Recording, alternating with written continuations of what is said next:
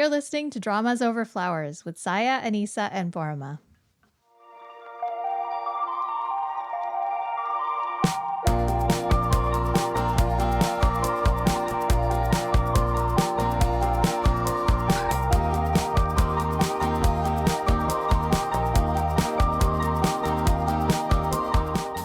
Hi, I'm Saya. I'm Anisa, and we're without Borama. Threw out Borama. Every time one of us is missing, we're so dramatic. It's okay. It's just they just didn't make it. One of us just didn't make it. That's all. It's nothing. Nothing's going on. There's no behind the scenes scandal. This is it's a drama podcast. We have to make drama. If not here, then where? We have to have plot twists and all of these things. Yeah, Saya and I just got done doing a little live stream, which is on YouTube. Go check it out. We're slowly making our way through 2014 dramas, a little retrospective. And it's very weird. It's weird, and also I was looking at the 2014 list, and like so many good dramas came out that year, and I'm thinking like, when do we have a year like that? Where we have so many dramas that are like iconic and we still remember them 10 years later. Yeah, so true. It was a great year. Good choice. It was a good year. I mean, we just sort of like went back a decade. but anyway, catch that if you're interested. And then we had a little time, so we thought we'd just like pop in here and talk about some like new dramas that we've been watching. Just do a quick little episode. So... And loads of dramas have come out very recently. Like even today, there was a big new premiere, which I don't think either of us have touched yet. Maybe we will, maybe we won't. Queen Wu. The one with, what's her name? Something Jongso. Anyway, neither of us are watching it, so we won't talk about it yet. I feel like a bunch of stuff has premiered in August that is like bringing back actors we really like and pairings that are like very intriguing. So I definitely haven't got a chance to check out all the ones even that are airing now. But what's one that you've checked out, Saya? Cinderella at 2 a.m. is the drama that I've checked out. The reason being because I watched Moon Sang-min, who is the male lead of this, but who was the male lead of the drama that I watched him in first, Wedding Impossible, which he did with what's her name? Jeon Jung-soo. Yeah, her name is Jeon Jung-soo. And I found him really, really enjoyable in that drama. Like, he's very funny and also handsome. There's something about that combination which is like, you know, the type where they're just ridiculous. It's kind of that Kim Young-dae energy. Like, he's just pathetic, ridiculous, hilarious, and endearing. So that was the kind of character he had in Wedding Impossible before that went off the rails at the end. So I kind of think of that drama up to a certain point. And the point that I kind of fell off watching it, after that point, it went to pants. And so then when I watched the end bit later, it didn't kind of connect to me as the same drama. Like, it just went to total pants at the end. But the first, like, 2/3 of it was just ridiculously endearing, like with the main pair, like so amazing chemistry. Would you recommend like just watching the first 2/3, or did the ending ruin the first 2/3 for you? Just don't bother watching the ending. Okay. Because like enough time had passed between for me, and I didn't emotionally like connect them either. But it was very funny. You know that whole loser in love trope, that kind of like you're just so hapless and pathetic, but somehow you're just like so lovable. So he had that kind of character. So you know, we talk about this sometimes, how like there's no one we insta watch anymore. But sometimes like I watched him for the first time in that drama, and I was so impressed by him that this drama became an insta watch. So literally the moment it dropped, I watched it, and he's playing the same type of character, which is just great because like these kids can do these roles forever. They will always be endearing. They will always be funny. The point of his character is to be absolutely pathetic in love. And you're like, that can only be good.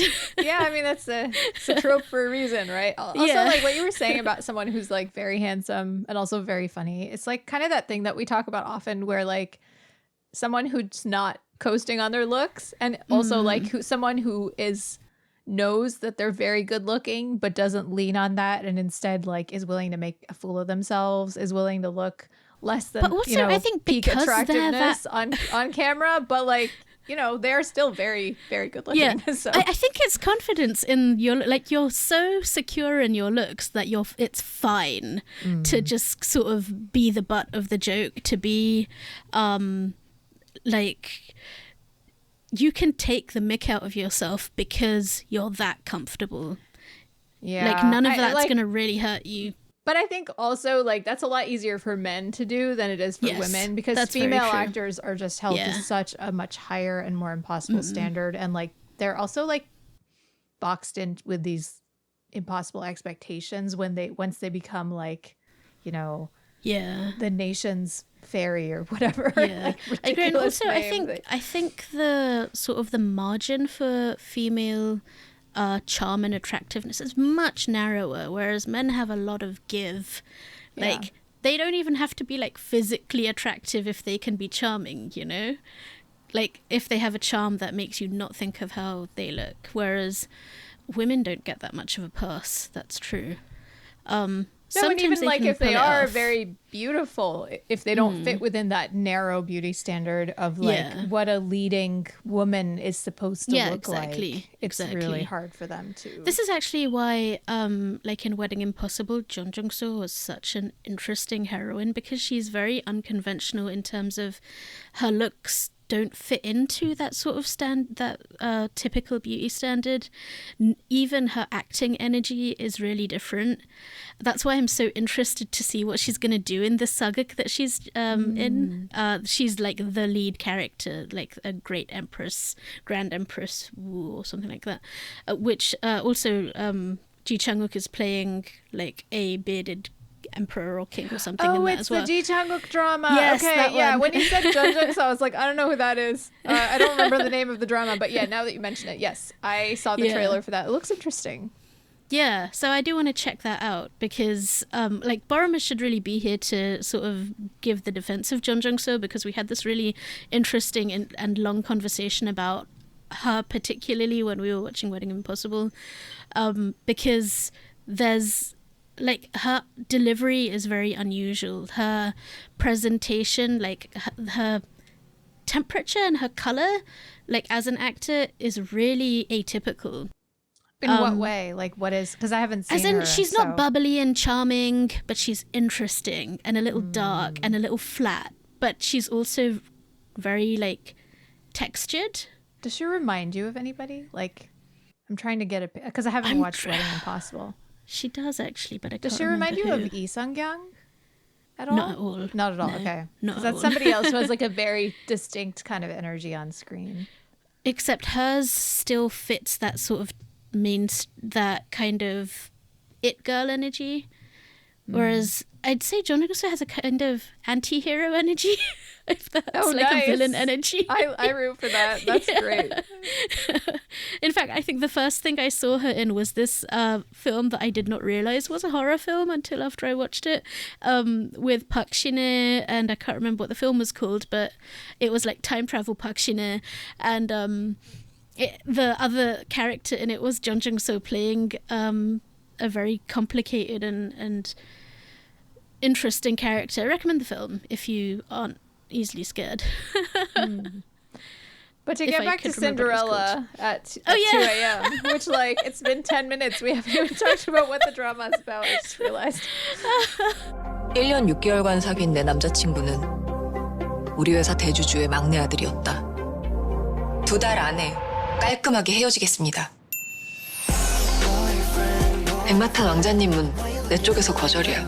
딱 달라붙어 있을 거야. 내가 널 얼마나 좋아하는지 제대로 보여줄 테니까. 나랑 헤어지고 싶다면 어쩔 수 없죠. 그건 자기 자유니까. 근데 매달리는 건 내 자유. 잘 좀 봐줘, 윤서야. So it's a really similar kind of so this couple, what's his name? Moon Sang-min, and I should have looked up her name beforehand. Let me just quickly check. Wait, is this going to stay in now? Normally these go out. It's staying in. It's staying in. I'm looking her up in real time. Hold on. I want to say it's Shin Hyun-bin, but I think I'm wrong. Yeah, no, you're right. Shin Hyun-bin. Oh, is it? Oh, okay. Yeah.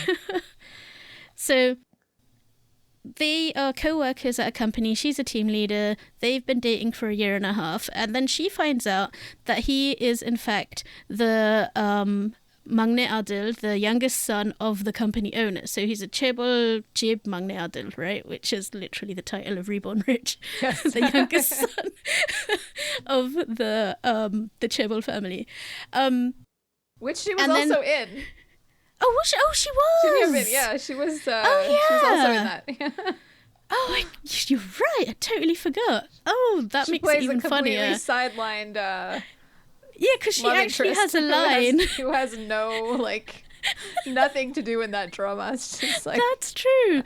And this is extra funny because she has this actual line in this drama where she's like, he's the chaebol jib Maknae Adil. Oh, definitely so a reference. Clearly. That was very meta. Oh, that's really great. I need to go and rewatch it. So then she experiences that very... the typical his mum comes and visits her, except asking her to break up with him, except it goes a little differently. Like, she's, instead of having like an envelope of cash thrown at her, she's like asked to give her account details, and she like graciously accepts and gets this like wire transfer, and she's like, oh, this is how they do it these days. And she's like, she goes along with it. She's like, you know what, yeah, this makes sense, but give me like 2 months to break up with him, just so that it's natural, and so that I don't hurt him, and so that we can sort of, like finish it nicely. Mm-hmm. And so his mum is like, okay, but make sure you break up. And then he happens to find out, and he realizes that she's trying to break up with him, and then they have this whole conversation, and she does break up with him. And then the next day he comes back and he's like, no, I don't want to break up with you, I'm going to cling to you. Like, you breaking up with me is your choice, but me like clinging on to you, that's mine, and I'm going to be the most pathetic person holding on to you as possible. A man saying you can't unilaterally break up with me, both of us have to agree, would be a red flag. No, he didn't say that though. He was like, you have the right to break up with me, and I have the right to keep chasing you. Oh, I see. Like, I have the right to try and convince you to come back to me. And like, I think that's pretty healthy. Like, you want to stay with her, get her to change her mind, you can do that. And he doesn't overstep much at all that I can think of right now. He's not that kind of hero. He is the pathetic loser in love hero. But they have these really sort of emotionally intelligent conversations as well, which is what stops it from sort of falling into that sort of low level soapy romance. Because there's this moment, and I don't think it's really a spoiler, it's the first 2 episodes. Like, there's this conversation they have in the second episode when he's made up his mind to just like try to change her mind and like stay on her radar, because he's figured out that she still likes him, and she's said it clearly to him because he asks her, do you still like me? And like, in her drunken honesty, she's like, yes. And that for him is like, okay, so you like me, and the only reason you want to break up with me is because like my mum is making you. And she's like, but I even accepted the money. And he's like, okay, this is my mission now. Like, you need to know that I am accepting you whatever way you are. Wait, why did I mention this? Oh, so after he's gone through an episode of trying to win her back, he has his little sad moment where he's like, he has this little, the kind of conversation that you can only have with exes, where you're like very vulnerable, but you can be more honest than if you were in a relationship. Because when you're in the relationship, you're doing a lot of work trying to sort of keep all of your illusions together, stop, so that they don't see you and in you're a negative no longer way. trying to save the relationship, because the relationship's already been or your broken. image. Exactly. You're not trying to save your image, you're not trying to save the relationship. So he's just like sitting there in a moment, and he's just sad, and he's saying like, I know I said that I would keep chasing you, but it hurts. And like those are the little moments that I think make him a really good emotional actor. He has that a lot in Wedding Impossible as well. And he's 23. He's a really young actor, but he's really good. So wow, I really that's like impressive. him. Yeah. Okay, so that's a recommend from you. Yeah, and Borma said she's enjoying it as well. So, Yeah. and it's only 2 episodes in, so you know, it can get better, it can get worse, it can get better, and then get worse. We'll see. Yeah. So I also want to talk about a drama that started recently and is only 4 episodes in, although I've seen 3 so far, and that's Love Next Door. 야, 나 대형 사고 쳤어. 이모 이모 아 때릴 거면 얘를 때려야지 왜 자꾸 날 때려 조사사 튀어 이모 내가 배송이 잡아왔으니까 구워 먹든 삶아 먹든 알아서 해 그냥 이런 걸로 사람 패면 죽어 살아. 나는 그 애를 너무 오래 알아서 정말인지 모르는 게 없다고 생각했다. 5살 꼬맹이도 아니고 왜 자꾸 날 따라다녀 왜 계속 얼쩡거려 나 좀 그만 내버려둬 내 인생에 끼어들지 좀 말라고 이제 It stars Jung So-min and Jung Han. Yeah. And they're doing this thing here where it kind of reminds me a little bit of Welcome to Samdalri and a little bit of Dr. Slump. So the premise is basically like Jung So-min works in the US she works for Grape. She's a tech developer. So she works for Apple, but I can't say Apple. Right. I thought we were going to BlackBerry, so it's like, oh, it's a grape. No, but yeah, I get it. But basically, like everyone in her hometown, like her in the neighborhood she grew up in, her mom, like her parents are so proud of her because she was like this, you know, 학교 1등, like she was so smart. She was like one of those kids that like high achieving, was going places. Everything was perfect, yeah. And so like she's, you know, and she's like engaged to this international lawyer who's really from a great family, excellent background. So, you know, the mom has like already given out all of the wedding invitations. And then she comes home and she's like, so, I called off my wedding and I quit my job. Oh no. That is very Dr. Slump. All of episode 1 is basically like her returning to Korea and trying not to let her mom find out what actually happened, or like trying to recruit her childhood friends to like be a shield between her and her parents in the moment where they finally find out what's going on. Oh yeah, and then I can see those Samdalri vibes there. And so, like, also, the Samdalri vibes also come from, like, you know, she's returning to her hometown, or in this case, her home neighborhood. And she lives in Seoul, so it's not like, you know, Samdalri was, like, a small town or a small community on Jeju Island. So it's a little different from that perspective. But it is this, like, you have a professional disappointment and a romantic disappointment. Yeah. And then you have to, like, come back to the people who knew you growing up and be like, hey, so, you know, all that stuff that you're proud of me about, mom and dad, like, it's all gone.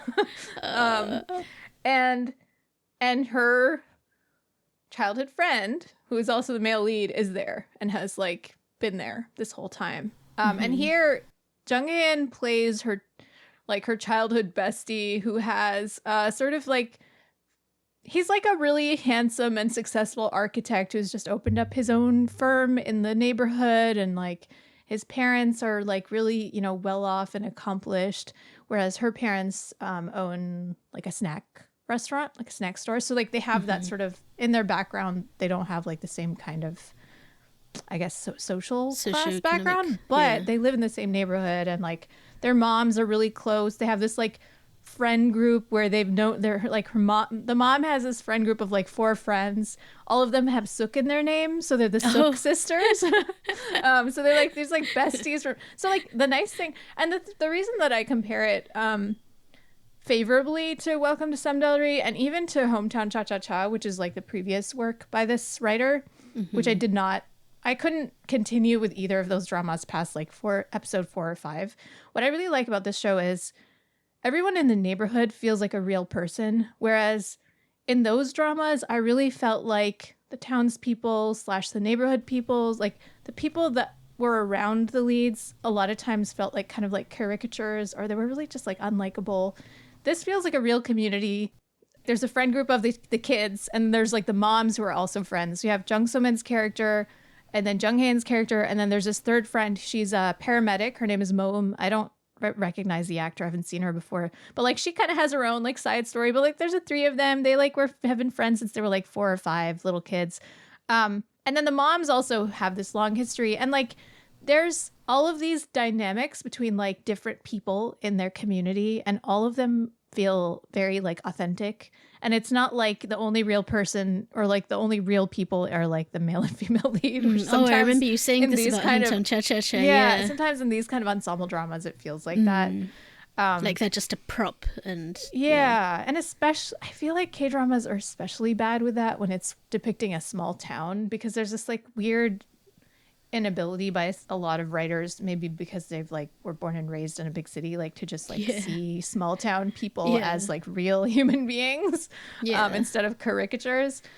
So I mean, this is not a small town, they're all like people who live in Seoul, but I really like that aspect of it. Like it's a true ensemble drama. And then the thing about the dynamic between the leads is that they have this amazing chemistry, and like right now it's not romantic chemistry, but it like can very easily tip into romantic chemistry.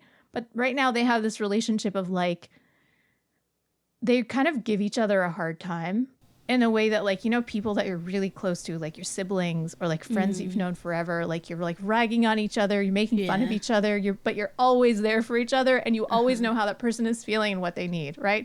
Like in those moments, like she comes home, she's having such a hard time, and how he's long like, has she been away?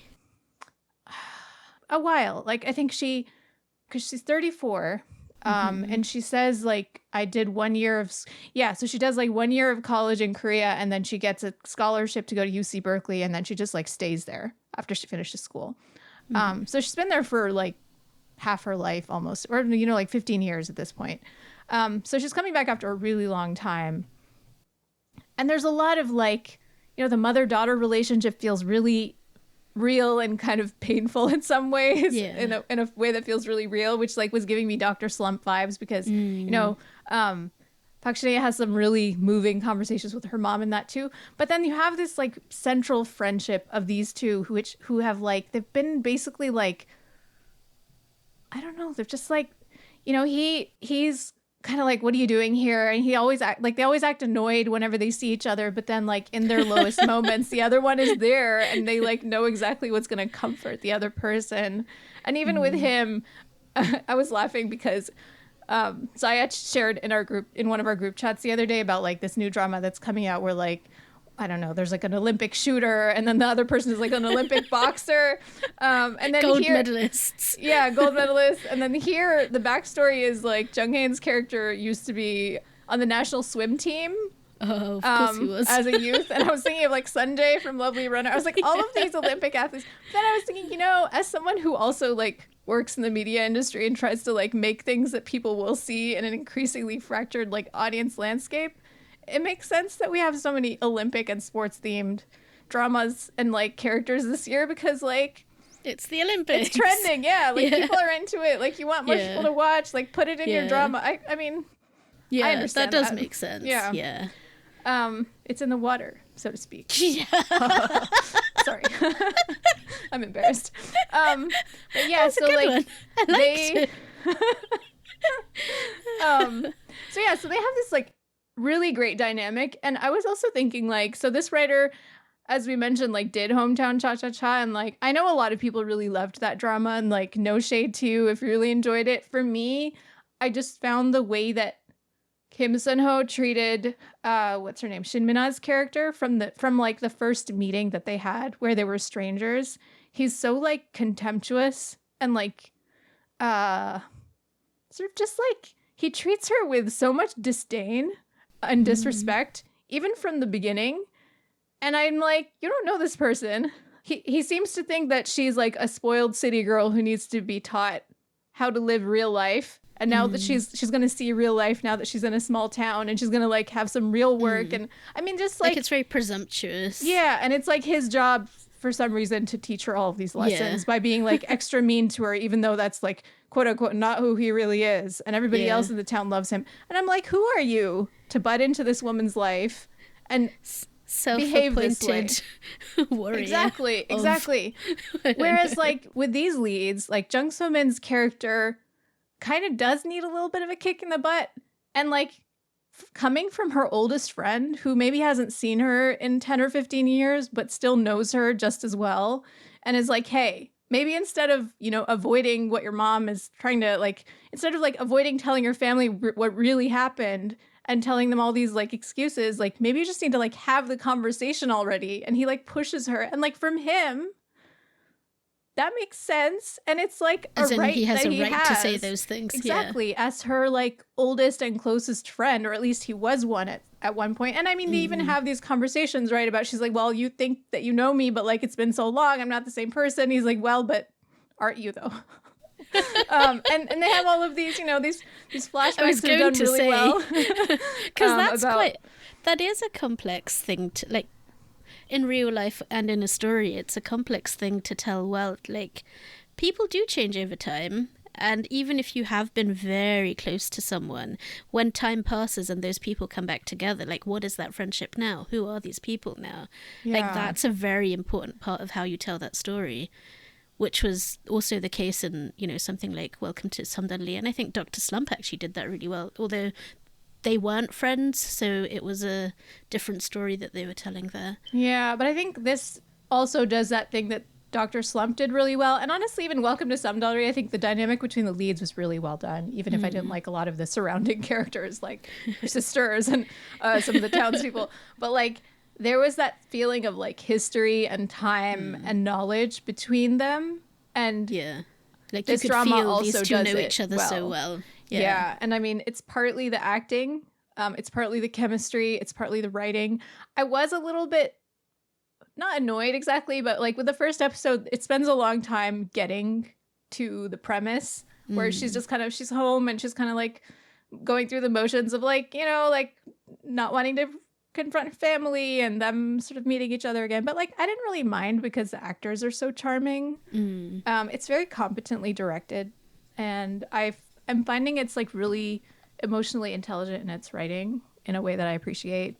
I know Borama wasn't as impressed with the first couple of episodes, but I'm really enjoying it. It's like it's a good rom-com so far. The director is the same director as Crash Course in Romance. And I was going to bring that up because one of the things that this drama does that I really appreciate, that I also really liked about Crash Course in Romance, is that like it brings in enough of the daily details of life to make it feel very lived in, to make the world feel lived in terms of like, the orders that are coming into the restaurants or like the meals they're eating. I mean, it doesn't go as aggressively slice of life, as something like Hospital Playlist. You're not like seeing every meal that they eat and like every shift that they do. But you have a sense, like in Crash Course in Romance, you kind of saw like the daily operations of the side dish restaurant. And you saw like a lot of some of the details of like there's the kids' school life. And, like you saw Chechiel's like his office, a little bit of his office dynamics and like his like when he comes home, how he sleeps and all of that stuff that kind of builds character. But also like the world building, right? The world building, the character building also like gives you a lot of insight into like the relationships between the characters without them having to like come out and say, I have this feeling towards you, mother, just, like there's this one little moment where she's like kind of in this, I'm going to be unemployed. I'm not going to do anything. I'm going to like just play all day and like do nothing. And then she sees her mom, like she has a huge order at the restaurant. And then like in the evening, she's gotten this like extra side job where she's like folding gift boxes. She's like, no, mom, like I'm going to help you. She's like, no. Because her mom's thing is like, I'm going to force her to do nothing at home until she gets so tired of it and she wants to work again. No, because she knows her daughter is not the kind of person who can like sit idle. So she's like, no, you can't help me. And then her brother like kind of comes, he just like passes through the living room and she like does that like older sister thing, which like I've definitely done before. She's like, she's like, you're just lying around all day while mom's been so busy. Like, why didn't you help her if you were at home? And he's like, I've been at work all day. I literally just came home to grab my stuff and I'm heading back out to work. And he leaves. And her mom's like, oh, like your brother's actually really stepped up lately. And he's doing great. He's like, he's been really busy with his job and he's in training for this other thing. And like, you can see on her face that like she's a little unsettled by how much has changed at home while she was gone. Like her sort of like loser younger brother who was always like lazing around and not amounting to anything become a responsible adult. Yeah, and so she's like a little like it makes her feel out of place, right? Yes, like or that, like the ground that she thought was stable under her is like a little. So it's, I mean, these little details, people, right? Right, because people, when they leave home or they leave the place that was home and then they come back to it and they expect it to be unchanged, like even though they've changed, they feel like maybe like that change is one-sided. So that's really interesting. You've convinced me to watch this. Yeah, I wasn't planning to. I've only seen 3 episodes, so we'll see where it goes. But so far, I'm enjoying it a lot. Yeah, I would recommend it. I haven't watched Jung So Min since that drama, the one with what's his name? You know, the writer drama. Writer drama? Do you mean Lee Min-gi? This Is My First Life? Because This Is My First Life. You know what I had forgotten about Jung So Min that I was remembering as I was watching this? She's really funny. She's like, I always remember that she's a good actress, but she's like really good at comedy, and so is Jung Hyun actually. And so like the two of them together are so funny, and like they have such a great like banter, but you know, it's not the kind of banter where you're like they're just bantering for the sake of banter. I know we have that banter discussion. I hate that but so it's like much. a real conversation. But it's like they have this really great rapport and back and forth. Even when they're fighting, they're entertaining to watch. Yeah. I feel like I still have the bitterness of that ending in like my brain. So that's why I haven't watched Alchemy of Souls. Take Love Next Door as your opportunity to move on from your bitterness for multiple things. Okay. Let's try it. Like the drama that we shall not name again. Yes, we've named it too many times. Okay. Well, do we have time for one more show? Or we have time to ask you what you've been watching lately, apart from dramas. oh yes.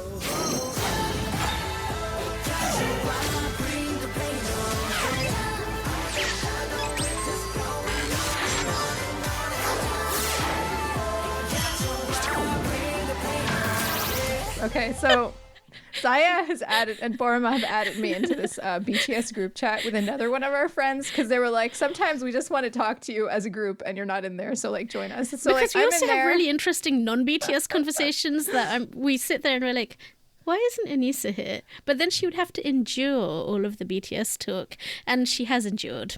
I don't know if she's survived. I've been in there for a while, and like some days there'll just be like hundreds of messages passing, and it's just all about BTS, and I'm like, I'm happy for you, but I'm just gonna mute this. And then I come back when like whatever new, whether it was like Jin coming back from the army, like whatever thing that has happened, once the like fever pitch of that has passed a little bit, then I return.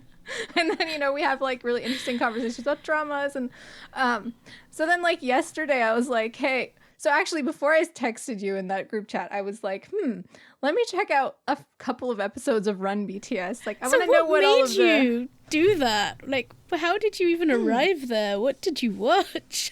I was just like, why do people like these 7 men so much? I was just like very curious. And I was like, why do these 3 friends that I respect and love so dearly, why do they love them so much?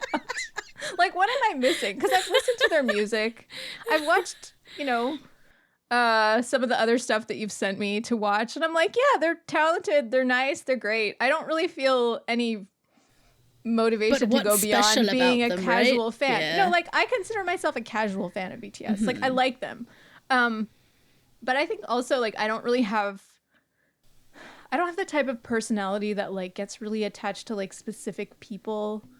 Me neither. I get attached to, like, like, worlds. You know, like, for me, it was, like, Harry Potter, and then it was, like, Lord of the Rings, and then it was K-dramas, but, like, I never was Bangtan into is a boy universe. bands. Yeah, I guess.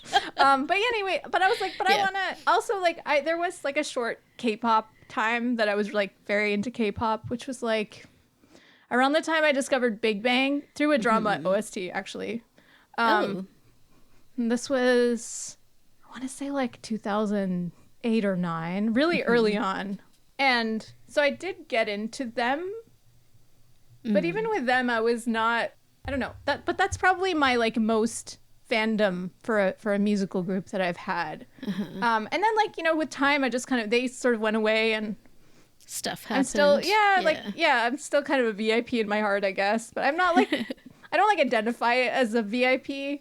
But, you know, but I was like, oh, like if only our K-pop eras had overlapped, because now y'all are in your K-pop era. And So I'm basically just like, it was FOMO. a little bit of FOMO, a little bit of like, I just want to know what the big deal is about. So I watched like the first couple of episodes, but they're very like short. The first ones are not that boring. good. Yeah. So then I was like, okay. I came to the group chat. I was like, tell me, I can't watch 154 episodes. So like, tell me which ones I should watch. And then Saya recommended a few, and I watched 2.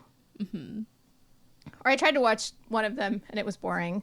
And then I watched the wrong one. That's why. Sorry. And then I watched the game caterers crossover. The Napidi. So Napidi has a YouTube channel Shibuya, where he does these sort of, his style, and he does it with like different people. So like he's done them with all sorts of other groups. I literally was just watching one that he did with the Hospital Playlist cast, which was just hilarious. So they did a collaboration with Run BTS. So there's 2 episodes of it aired under Run BTS and 2 episodes of it aired under channel Shibuya, the Napidi's channel. So it's like a 4-episode kind of special, but it's like an MT. So they go away on a trip and he gate crashes it, and then it's just comedy. And then he makes them play really difficult games where they have all this food in front of them and they slowly lose one at a time. Very One Night in 2 Days, if you remember like the olden, the times of One Night in 2 Days when Napidi was there. And so, you know, it was very charming. Like, I don't really, I knew about half of them, like of the boys. Like, I kind of, the other 3, I was like, I wouldn't really be able to recognize you. Don't know anything about you. But I know them through like other things. Like Suga, I know because of his YouTube talk show. Namjoon, I just have everyone known about knows him him because for a long he's the time. English speaker. Yeah. Not even because he's the English speaker. I just feel like back when they were a baby group, he was the only one that they were really pushing as like the spokesperson, and so like I knew about him. He was the also leader, and I just remember hearing Rap Monster and being like, what? Even I remember that. Like, what kind of name is Rap Monster? I remember thinking. Yeah, RM was a good decision. Going to RM was good. Good PR. And yeah, I know V because of his Voice of an Angel. And also from that variety show that you told me to watch, Saya. Oh, Friendcation. Yeah. And then who am I forgetting? Jimin? I didn't know Jimin at all. He reminds me a little bit of Taemin, actually. Yeah, he does. You know, they're Shiny. besties. They are very good Oh, friends. really? I'm not surprised. They have like similar energy. Like they even look really similar. Yeah, they look similar. Magne, like kind of mischievous, best dancer in the group. Yeah. So that's interesting that they're friends. There's a Shuchita episode with Taemin that Jimin gate crashes and he sits there being a little like jealous all the way through. Like, is Suga Hyun gonna steal my friend? Yeah, he's funny. But yeah, I mean, I didn't know anything about Jungkook or Hobi, J-Hope, but I'm just stopping myself saying things so that you can just my have impression your own of Jungkook experiences. is just that he's very competitive and also like very relaxed at the same time, which like I don't really understand. I envy that so much. But that's the impression I got from watching 2 episodes. And then Hobi is just like such a lovely person. He just seems like very sincere and kind of beleaguered. So I like him. Like his fandom nickname is Sunshine. Oh, So I can see that. And he has a heart-shaped smile, which I would like everybody to notice, because have you ever seen somebody with a heart-shaped smile? It's just, I didn't know faces looked like that. Oh, fangirl Saya has arrived. Welcome.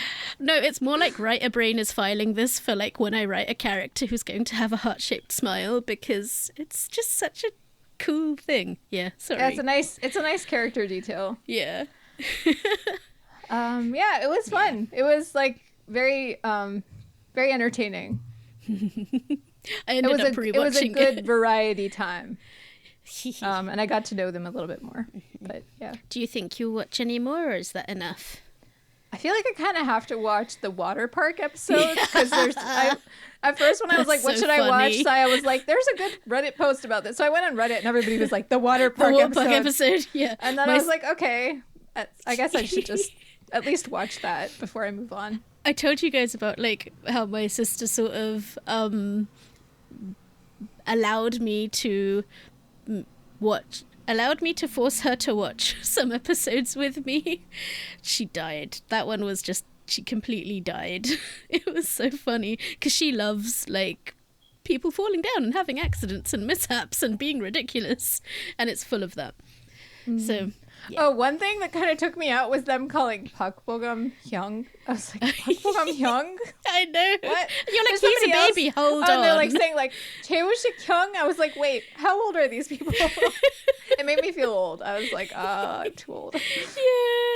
Oh, yeah. But anyway, well, thanks for that little experience, Saya. Well, if you keep me updated on which ones you watch, I'll probably go and rewatch them too. Good times. That's all for today. That is all for today. Thank you for joining us. Where can people find us on the internet, Saya? They can find us on Twitter at Dramas Overflow. They can find me at Not Now Saya. You can find me at Anisa Khalifa _. You can find us on Instagram at dramasoverflowers_. And you can email us. Yes. We're doing this without a script today. at gmail.com. You can sign up to our newsletter at dramasoverflowers.substack.com, or you can click on the link in the description. What else is there? I think that's it. Oh, that's it. Yeah, we'll see you next time. Thanks for listening. Bye. Bye.